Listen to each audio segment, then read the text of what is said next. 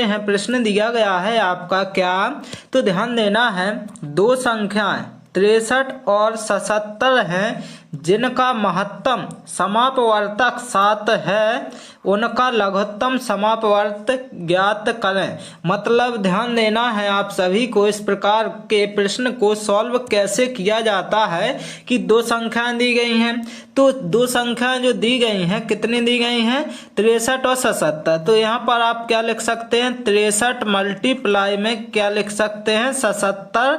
इसके बाद ध्यान देना यहाँ पर बराबर का साइन लगा सकते हैं और इसके बाद क्या है, महत्तम समापवर्तक 7 दिया गया और निकालना क्या है, एलसीएम। तो यहाँ पर मल्टीप्लाई करेंगे और यहाँ पर क्या लिख देंगे दोस्तों, एलसीएम लिख देंगे। अब आपको ध्यान ये देना है कि यदि कट रहा है तो काट देंगे, जैसे 7 से काटेंगे, 7 नाम 63 हो गया। अब क्या है, ये मल्टीप्लाई हो जाएगा तो 9 7 63 और इसके बाद 9 7 63 और कितना 6, तो कितना हो गया 693। 693 जो आया आपका क्या निकल कर आ गया दोस्तों, एलसीएम निकल कर आ जाएगा कितना, 693 आपका बिल्कुल करेक्ट आंसर निकल कर आ जाएगा, जो कि यहाँ पर ऑप्शन नंबर बी बिल्कुल सही आंसर हो जाएगा। कौन सा, ऑप्शन नंबर बी। अगला प्रश्न देखते हैं क्या दिया गया है। अगला प्रश्न है आपके सामने, एक कक्षा में 30 लड़कों की औसत आयु 10 वर्ष है, यदि उनके शिक्षक की आयु भी मिला ली जाए तो औसत क्या है, 1 वर्ष बढ़ जाएगा। शिक्षक की आयु कितनी है, शिक्षक की आयु पूछी गई है। तो ध्यान देना है आप सभी को कि कितने 30 लड़कों की औसत आयु कितनी दी गई, तो 30 लिखेंगे, यहाँ पर मल्टीप्लाई किया जाएगा, कितने हैं 10 वर्ष, तो यहाँ पर मल्टीप्लाई करने के बाद आपका कितना आ जाएगा 300। अब आपको ध्यान देना है, यदि उनके शिक्षक की आयु भी मिला ली जाए तो औसत 1 वर्ष बढ़ जाता है। तो ध्यान देना है आपको कि पहले 30 लड़के थे, अब शिक्षक को मिलाया तो 1 शिक्षक बढ़ जाएंगे तो 31 हो जाएंगे। इसके बाद मल्टीप्लाई किया जाएगा और ध्यान देना है 1 वर्ष क्या है, इसमें आपको क्या करना है, इंक्रीज, तो कितना हो जाएगा 11। अब मल्टीप्लाई कर देंगे, अब मल्टीप्लाई जैसे ही किया तो 11 एकम 11, 11 33 1 34 हो जाएगा। अब आपको निकालना किसकी है, शिक्षक की आयु, तो इनका क्या निकाल देंगे, इनका निकाल देंगे आप क्या, डिफरेंस निकालेंगे जैसे ही तो कितना आ जाएगा 41 वर्ष। यही आपका क्या हो जाएगा, बिल्कुल करेक्ट आंसर हो जाएगा, कितना 41 वर्ष, जो कि यहाँ पर ऑप्शन नंबर डी बिल्कुल करेक्ट आंसर निकल कर आ जाएगा। कौन सा, ऑप्शन नंबर डी। अगले प्रश्न की ओर चलते हैं और देखते हैं अगला प्रश्न क्या है। अगला प्रश्न है, राम और रहीम की आयु में 10:11 का अनुपात है, राम की आयु से रहीम की आयु का प्रतिशत बताइए। प्रतिशत पूछा गया, तो ध्यान देना है आप सभी को इस प्रकार के प्रश्न को कैसे करें। तो ये राम हो गए, यहाँ पर राम लिख लेंगे, इसके बाद ध्यान देना है रहीम, तो यहाँ पर रहीम लिख लेंगे। तो आपको ध्यान देना है राम और रहीम लिखा।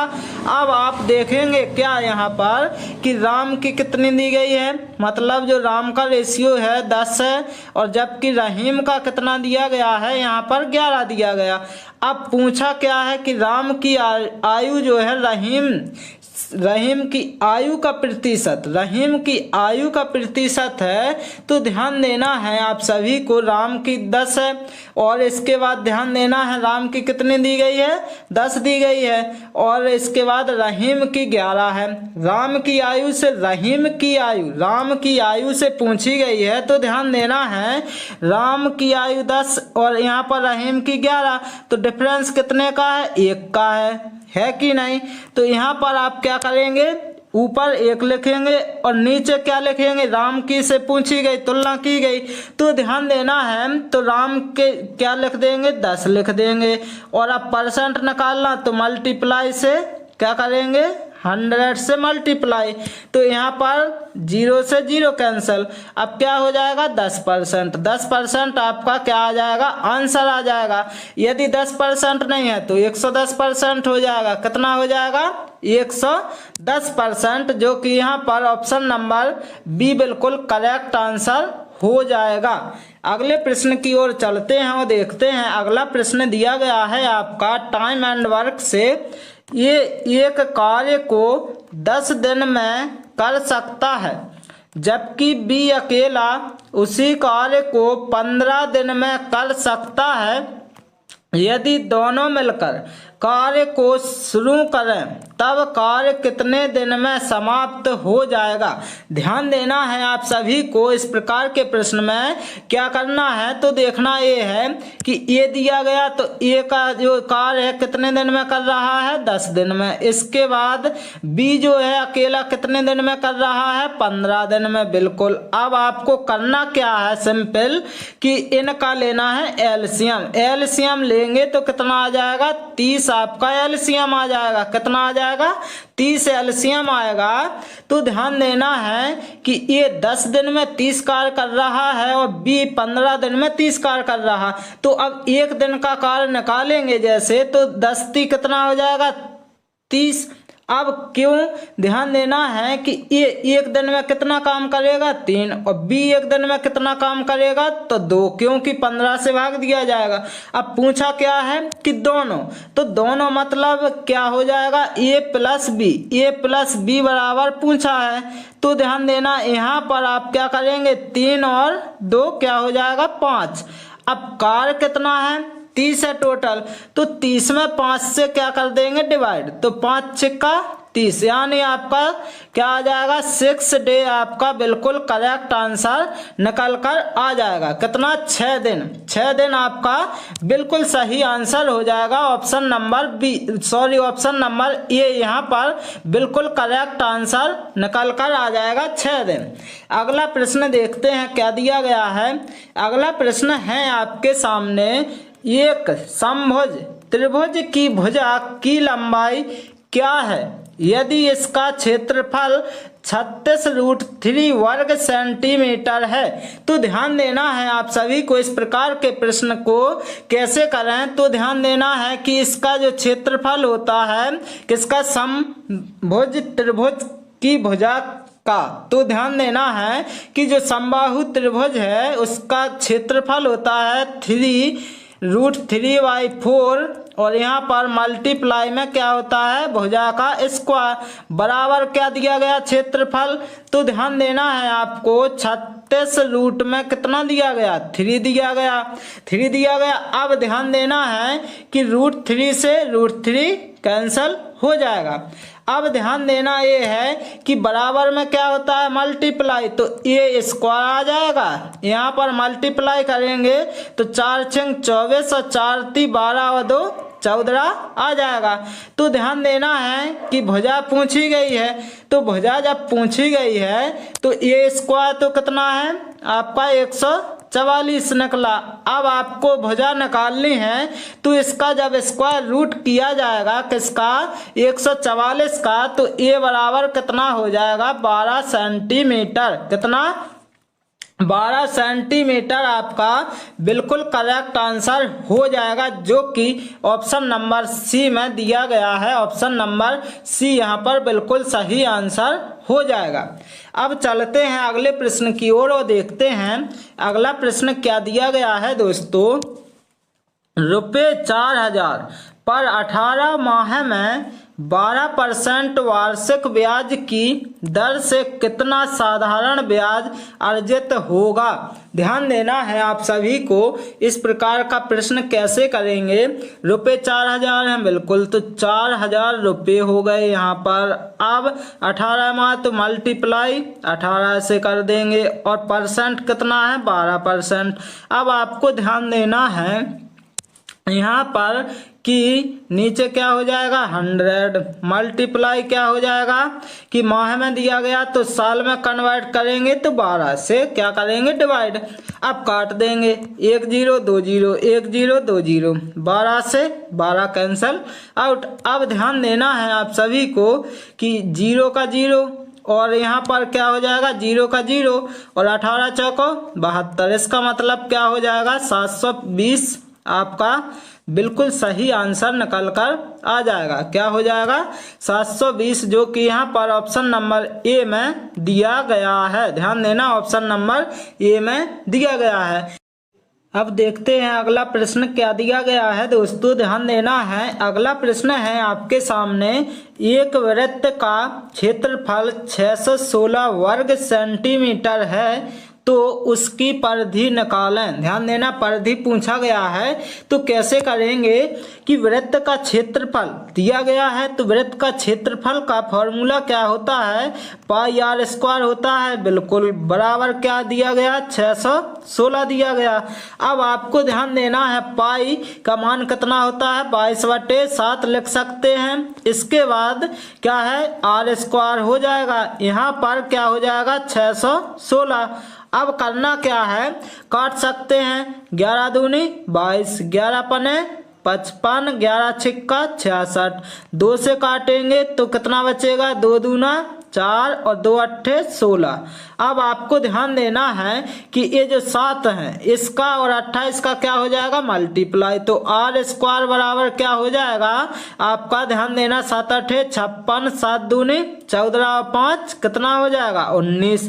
इसका मतलब अब आप देखेंगे कि जब आर है जो आर का ध्यान देना है आप सभी को, जब यहाँ पर त्रिज्या निकाली जाएगी तो यहाँ स्क्वायर रूट करेंगे तो कितना हो जाएगा 14 सेंटीमीटर। मतलब क्या है त्रिज्या आपकी 14 सेंटीमीटर निकल कर आ गई। अब आपको ध्यान देना है परिधि पूछी गई है तो परिधि का क्या होता है वृत्त की परिधि 2 पाई आर होती है। तो क्या करेंगे 2 मल्टीप्लाई 22/7 और यहाँ पर कितना हो जाएगा 14। अब काट देंगे 7 दूनी 14 तो कितना 22 दूनी 44 दूनी 88 सेंटीमीटर आपका क्या हो जाएगा बिल्कुल करेक्ट आंसर निकल कर आ जाएगा जो कि यहाँ पर दिया गया है ऑप्शन नंबर बी में। बी ऑप्शन नंबर बिल्कुल करेक्ट आंसर हो जाएगा। अब चलते हैं अगले प्रश्न की ओर और देखते हैं अगला प्रश्न क्या दिया गया है। 75 मीटर लंबी एक रेलगाड़ी 60 किलोमीटर प्रति घंटा की चाल से किसी टेलीग्राफ के खंभे को पार करने में कितना समय लेगी। समय पूछा गया है दोस्तों तो ध्यान देना है कि समय मतलब टाइम होता है तो समय बराबर क्या होता है डिस्टेंस और क्या हो जाएगा आपको ध्यान देना है डिस्टेंस यानी होता है दूरी और स्पीड यानी होती है चाल। तो आपको ध्यान देना है कि समय निकालेंगे पर यहाँ पर दिया क्या गया है कि दूरी कितनी दी गई है 75 मीटर। दूरी दी गई है आपकी 75 मीटर दी गई। इसके बाद ध्यान देना समय दिया गया है सॉरी यहाँ पर क्या दिया गया है यहाँ पर दी गई स्पीड का मतलब क्या है चाल कितनी दी गई है 60 किलोमीटर। अब आपको करना कुछ नहीं है यहाँ पर क्या कर देना है यहाँ पर 18/5 से मल्टीप्लाई कर देना। अब क्या करना काटेंगे तो ध्यान देना है कि यहाँ पर काटेंगे जैसे ही तो देखेंगे कि 5 से काटा 5 एकम 5 और 5m 25 और 15 चौको 60 हो गया। अब यहाँ पर ध्यान देना है 4 से काटेंगे तो 4 चौको 16 और 2 बचा तो 4 पंचम 20। इसका मतलब 4.5 सेकंड जो कि ऑप्शन नंबर बी बिल्कुल करेक्ट आंसर निकल कर आ जाएगा। क्या आ जाएगा ऑप्शन नंबर बी। अगला प्रश्न दिया गया है क्या तो देखना है किसी देश में विभिन्न खेलों पर एक वर्ष का खर्चा। तो ध्यान देना है कि जैसे गोल्फ के लिए कितना दिया गया 12.5%, टेनिस के लिए 10%, अन्य के लिए 10%, फुटबॉल के लिए 15% और यहाँ पर ध्यान देना है हॉकी के लिए 15%, क्रिकेट के लिए 25% और बास्केटबॉल के लिए 12.5%। अब प्रश्न क्या पूछा गया है दोस्तों, ध्यान देना है, यदि वर्ष में खेलों पर रुपए मतलब आपके कितने रुपए दिए गए हैं कि राशि खर्च की गई, तो क्रिकेट और हॉकी को मिलाकर कितनी राशि खर्च की गई। ध्यान देना है, इसको बिल्कुल चुटकियों में कैसे करेंगे, तो ध्यान देना है कि पूछा क्या गया है कि कितनी राशि, तो लेकिन क्या क्रिकेट और हॉकी, क्रिकेट क्या है, क्रिकेट 25%, हॉकी 15%। तो ध्यान देना है कि जो आपके कितने 40% हो गया, बिल्कुल हो गया, कितना 40%, इसका मतलब 40% दोनों मिलाकर। जब 40% हो गया तो ध्यान देना है ये दी गई है आपकी क्या रुपये में संख्या, तो यहाँ पर जैसे ही लिखेंगे तो ध्यान देना है 2 4 6, तो ध्यान देना है कि यहाँ पर संख्या लिखी। अब करना क्या है 40% जैसे ही किया तो यहाँ पर 2 जीरो से 2 जीरो काट देंगे। अब आपको ध्यान देना है कि जो 4 है मतलब 40 है या 15, तो 15 चौको 60, जिसमें 60 आ जाएगा आपका आंसर आ जाएगा। इसको पूरा मल्टीप्लाई करके आप सॉल्व कर सकते हैं, तो इतना आपका आंसर आ जाएगा। ऑप्शन नंबर ए बिल्कुल करेक्ट आंसर हो जाएगा। अगला प्रश्न क्या दिया गया है, और दोस्तों इस क्लास का अंतिम प्रश्न है, यदि वर्ष में खेलों पर कुल रुपए की राशि खर्च की गई तो बास्केटबॉल पर कितनी राशि खर्च की गई। ध्यान देना है बास्केटबॉल पर, बास्केटबॉल का क्या है, तो बास्केटबॉल 12.5%, 12.5% को आप क्या लिख सकते हैं, ध्यान देना है 1/8 लिख सकते हैं, बिल्कुल लिख सकते हैं 1/8 लिख सकते हैं।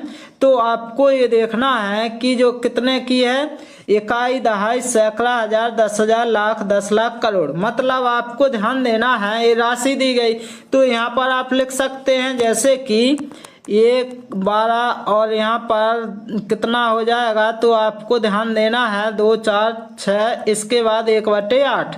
अब जैसे ही काटेंगे तो क्या हो जाएगा, 8 एकम 8 और 4 बचा 8 5 40, जिसमें 15 आ जाएगा, वही आपका आंसर हो जाएगा। कितना 15 आ जाएगा, तो ऑप्शन नंबर यहाँ पर डी बिल्कुल करेक्ट आंसर हो जाएगा। दोस्तों यदि आप इस चैनल पर नए हैं तो इस चैनल को लाइक शेयर एंड सब्सक्राइब करना ना भूलिएगा। और दोस्तों यदि आप चाहते हैं कि एसएससी जीडी टारगेट 2024 के लिए, तो ध्यान देना है, तो ये आपको व्हाट्सअप नंबर दिया जा रहा है, व्हाट्सअप नंबर, तो यहाँ पर आपको क्या है, एक ग्रुप है व्हाट्सअप ग्रुप, तो ध्यान देना है ग्रुप में जो आप ऐड होना चाहते हैं पीएन क्लासेस के नाम से, या ग्रुप 2 बने हैं, एक एसएससी जीडी के टारगेट 2024 के नाम से बनाया गया है। और इसके बाद ध्यान देना है व्हाट्सअप नंबर कितना है, तो व्हाट्सअप नंबर है आपका 7999812428। तो ध्यान देना है आप सभी को, यहाँ पर आपको क्या है डेली पीडीएफ प्रोवाइड करवाई जाती है। दोस्तों ध्यान देना है आप सभी यदि इस चैनल पर नए हैं तो इस चैनल को लाइक शेयर एंड सब्सक्राइब करना ना भूलिएगा। Okay, thank you guys.